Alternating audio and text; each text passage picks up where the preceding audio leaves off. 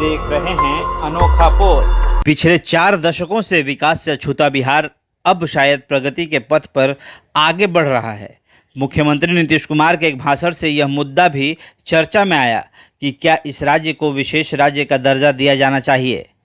यह बात केवल बिहार पर ही लागू नहीं होती, पर देश के दूसरे पिछड़े राज्यों की तरह यदि बिहार को भी विशेष दर्जा देकर केंद्र सरकार विकास और निवेश को बढ़ावा दे तो यह पूरे देश की आर्थिक प्रगति में मदद साबित हो सकता है। बिहार को मॉडल के तौर पर यदि विकास के पथ पर आगे ले जाने की कोई नीतिगत कोशिश की जाए तो यहाँ के 10 करोड़ से अधिक लोगों की आर्थिक बदहाली के दौर से हम तेजी से निकाल सकते हैं। बिहार का विभाजन होने के बाद यहाँ का सारा खनिज खजाना निकल गया। इससे बिहार के पास राजस्व का कोई बहुत बड़ा स्रोत नहीं बचा। उससे पहले पड़ोस के दूसरे राज्यों में कानपुर और कलकत्ता जैसे औद्योगिक व्यापारिक शहरों के कारण यहाँ का कोई शहर व्यापार का केंद्र नहीं बन पाया।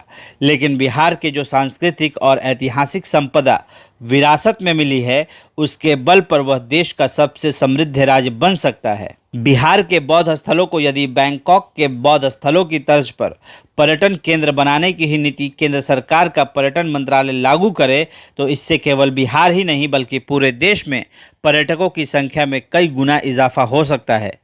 पर्यटन के बहाने 5 सितारा होटलों और आधुनिक परिवहन और यातायात की व्यवस्था भी बनानी होती है, और यदि इसकी मांग पैदा हुई तो वहां कई अरब डॉलर के निवेश के रास्ते खुलेंगे और कई अंतर्राष्ट्रीय होटल चेन वहां अपने पांव जमाने आ जाएंगी। फिलहाल यह राज्य कृषि के क्षेत्र में तेजी से विकास कर रहा है और देश का भावी अनाज भंडार भी बन सकता है, लेकिन यहाँ की अर्थव्यवस्था अकेले खेती से नहीं चमक सकती।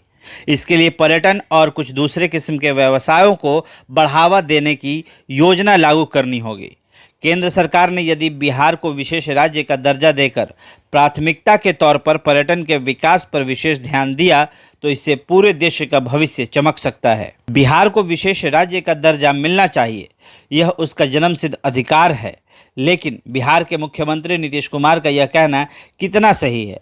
आज के दौर में किसी राज्य में विकास के लिए सबसे बड़ी ज़रूरत यह है कि वह हर चीज़ के लिए सेंट्रल की तरफ हाथ फैलाने की मानसिकता से बाहर निकले। अपने विकास के रास्ते उसे खुद तलाश करने चाहिए। आपको बता दें कि बिहार की हैसियत पहले के मुकाबले काफ़ी अच्छी हुई है। विकास के पैमाने पर उसे पहले 15 राज्यों में जगह मिली थी।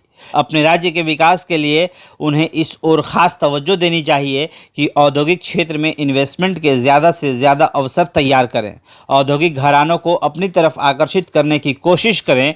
किसी भी स्वाभिमानी राज्य के लिए यह कहना कि वह अपना विकास बगैर केंद्र की मदद के नहीं कर पाएगा, ये थोड़ा दुखद लगता है।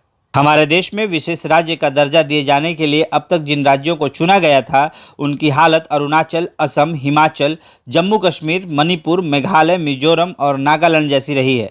इसके पीछे बहुत सारे मुख्य कारण रहे हैं। राज्यों की आर्थिक स्थिति ठीक न होना, पर्वतीय होना, अंतर्राष्ट्रीय सीमा से जुड़ा होना या औद्योगिक विकास की संभावना बहुत कम होना।